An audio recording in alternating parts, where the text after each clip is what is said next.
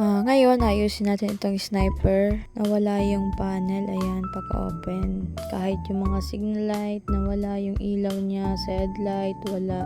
Pero, gumagana yung push button natin. So, ito siya.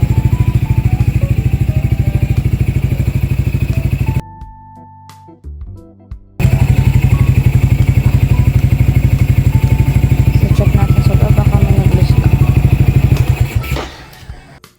Huwag mag-panic, i-check muna natin yung mga fuse kung meron bang sumabog, kung meron bang naputol. Dito lang naman yung makikita sa gilid niya ng battery sa right side kapag nakaharap ka sa harapan.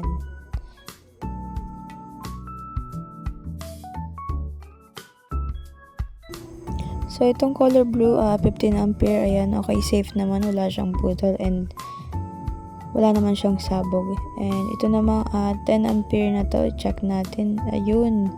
So meron siyang putol. Ayan, papakita ko sa inyo. Ayan, putol. So dapat magkadikit siya. And wala tayong extra fuse. So try muna natin. Gamitin muna natin itong fuse ng ating busina. Ayan, check muna natin kung wala siyang putol. Ikabit muna natin dito sa i-replace muna natin dito sa may naputol na fuse. Ayan, 10 ampere.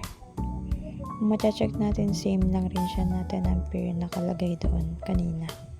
Okay, this is it, pansit. I-try na natin kung fuse lang ba ang problema. So, ayan, umopen na. So, ayun, ayos na nga natin, pero meron pa rin problema dahil itong ating panel ay nagkaroon ng check engine.